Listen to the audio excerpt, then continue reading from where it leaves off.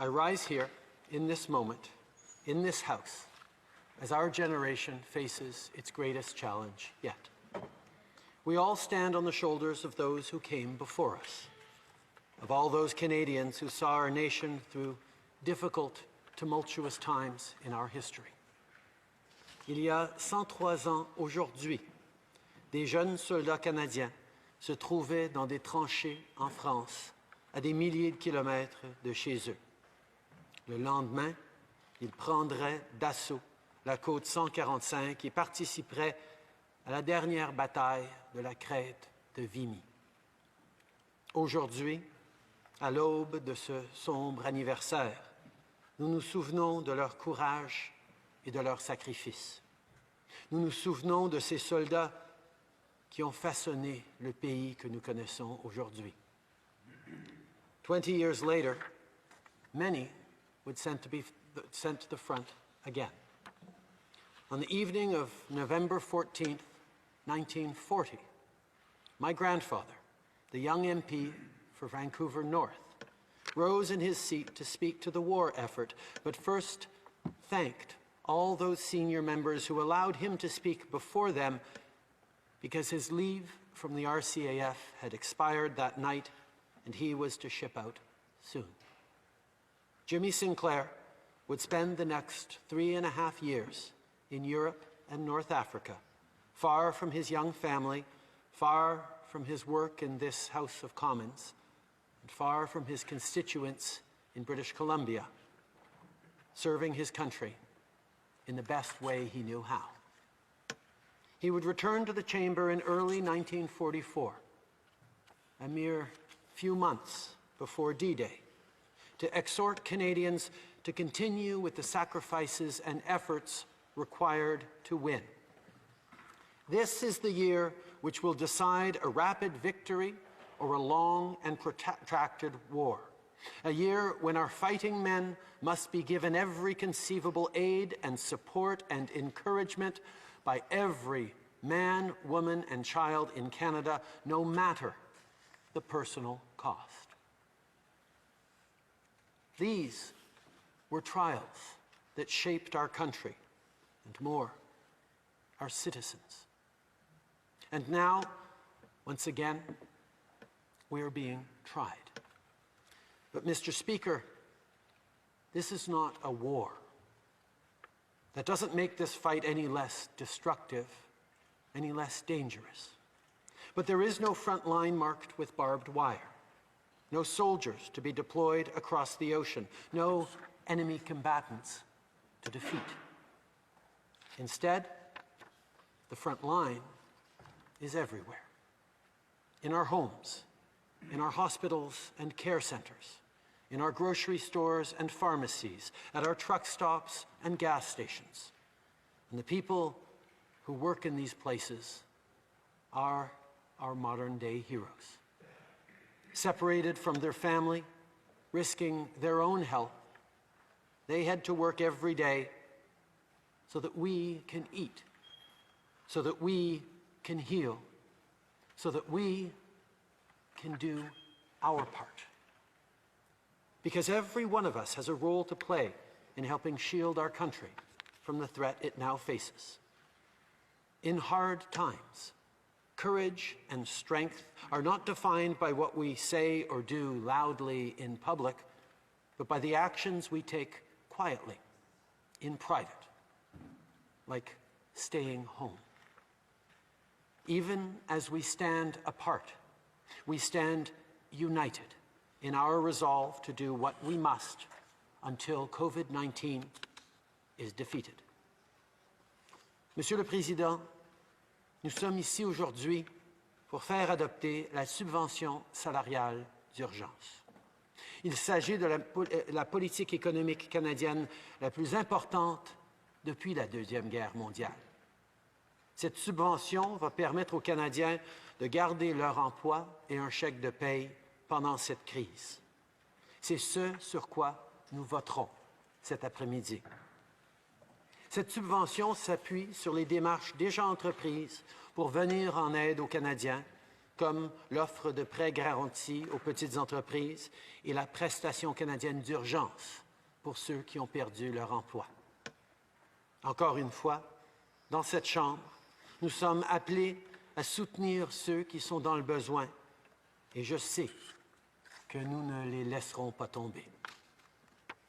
Mr. Speaker, as Canada confronts this crisis, we are all called to serve, to fight for and alongside each of our fellow citizens, to fight for someone's mother, for someone's grandfather, for someone's neighbor. Our job as Canadians is to uphold the dignity and sanctity of every single human life, whether they be rich or poor, young or old, ailing or healthy. That is our duty. Without reservation, without pause, we must fight for every inch of ground against this disease. We must be there for one another as we spare no effort to safeguard our collective future. Au cours des prochaines semaines et des prochains mois, nous ferons face à de nombreux obstacles. Nous traverserons d'autres moments incertains. La peur et l'inquiétude continueront de faire partie de notre quotidien pour la plupart d'entre nous. Et malheureusement, nous pleurerons ensemble la perte des nôtres. Même si nous prenons toutes les précautions nécessaires, la situation risque de s'empirer avant de s'améliorer. C'est la triste réalité à laquelle notre pays est confronté. Notre détermination à en finir avec ce virus, notre engagement à veiller les uns sur les autres seront mis à l'épreuve. Mais je sais que nous sommes à la hauteur du défi devant nous. Canadians are among the most fortunate people on earth. Despite the challenges we have yet to overcome, despite the wrongs we have yet to right, ours is a country where we look out for one another, where we take care of each other. The generosity of spirit and compassion. This was alive long before this virus reached our shores, and it will survive long after it's gone because it is who we are. Monsieur le Président, notre pays est en deuil.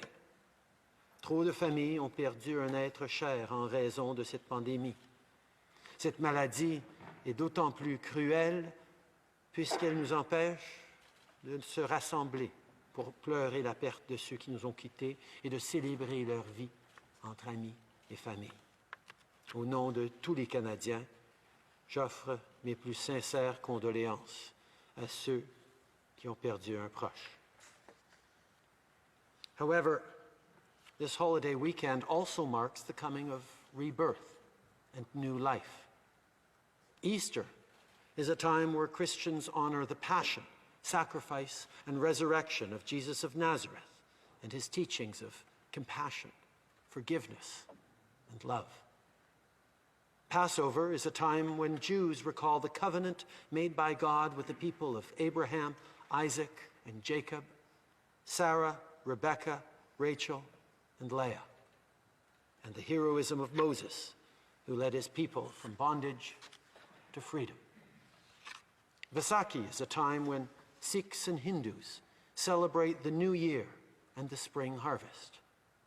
And even for those who are not celebrating, spring is always a time for renewal.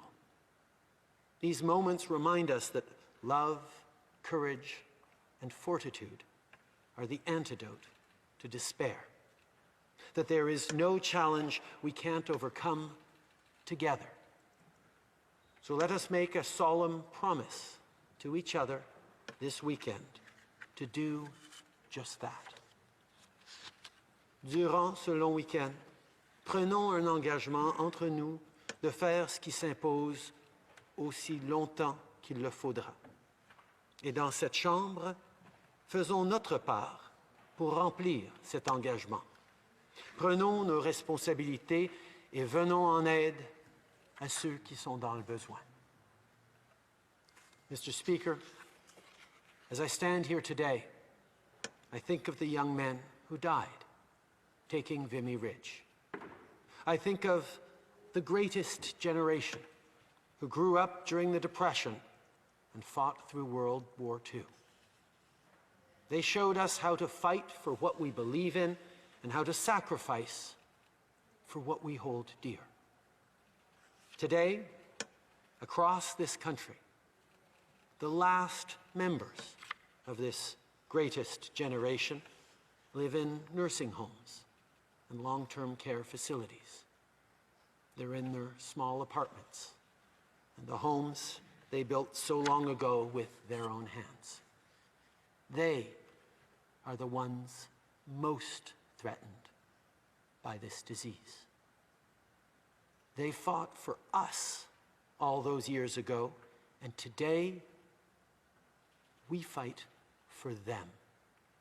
We will show ourselves to be worthy of this magnificent country they built, and for them and for their grandchildren, we will endure, we will persevere, and we will prevail.